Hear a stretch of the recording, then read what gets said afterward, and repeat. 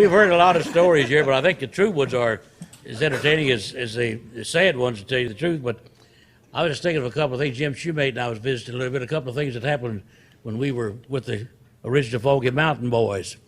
Our transportation wasn't quite up to date, but it was, He took us there and brought most of us the back. time it was reliable. I had a 39 Studebaker, and the Scruggs used to make fun of the lights that you had to hold a lantern out front, see where you was going.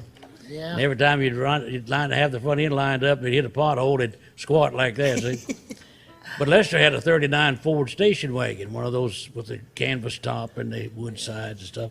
And we'd alternate driving on the road each week, you know. See, I think I had a 41 Chevrolet convertible. Oh, did you? Yeah, and Cedric yeah, he you had had the best car I was on in the- style, man. in the I was van, but riding high. you wouldn't use it on the road, would you? Cedric had a DeSoto.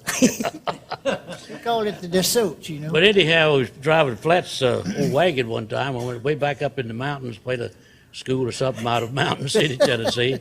Coming out of there late that night, there wasn't a light nowhere, a star shining anywhere, and the cotton picking generator went out, and the lights went out on the wagon. And no place you could go and call anybody or get any help or anything. So we had stopped in Abingdon and picked up a couple of hundred posters that we advertised with at the printers. So I sat on the fender of that station wagon and burned those posters so we got out of the mountains. You remember that? Yeah, I remember. We really did. Laid like a torch with an Indian going back in there. Burn it out, throw that away, and light another one, see? And another time, we had a Barney Fife experience. Yeah. We was all in this station wagon going over toward Richlands, Virginia. And Yeah.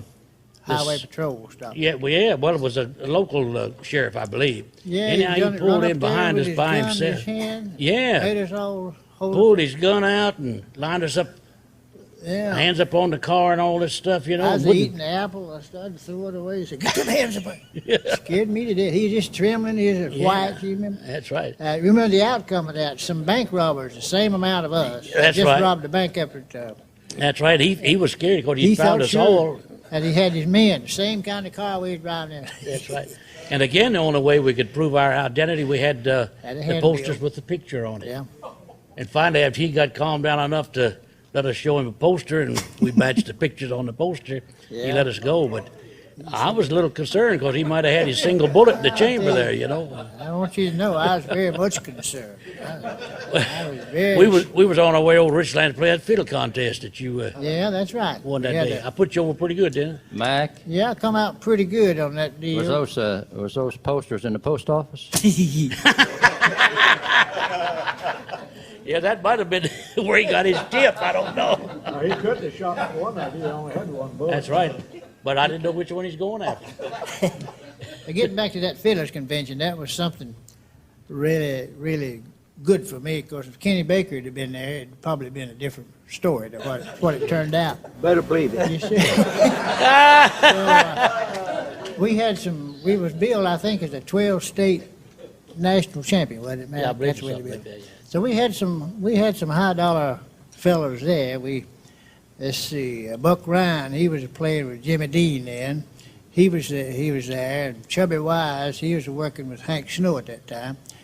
And he was there. And Leslie Keith, he had just written a tune called Black Mountain Blues. And he just winning contests all over the country with that. So we matched, and I come up last. I was going to do the Orange Blossom, Mockingbird, or something, kind of a show tune, you know. So Buck, he got to play first, and he played the Mockingbird. He turned that thing away but loose.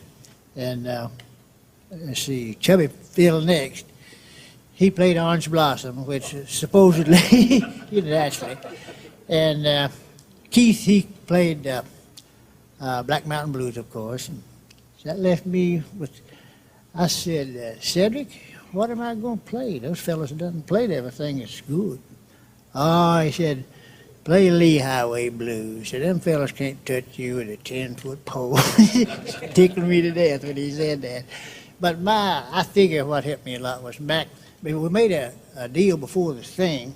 One guitar man was to play for everybody. Then nobody could say, well, if so-and-so had played for me, it'd have been different. But Mac, he played for all of us. And when I played Lee Highway Blues, well, he turned it every note for note. Every note I made on the fiddle, well, he was right there. So that, like I say, if Baker had been there, of course, it'd have been a different story. Pappy Sherrill or any of these fellas, but I happened to be at the right place at the right time. That was, but I come out on top. And Did you say Mac played the guitar with you? oh man, Yeah, boy. did he play? How much did Mac get paid that day, reckon? Well, let's see, we had 12,000 people there, and the best I remember, my part of the gate was $400. What was yours, And man? Mac got half of it.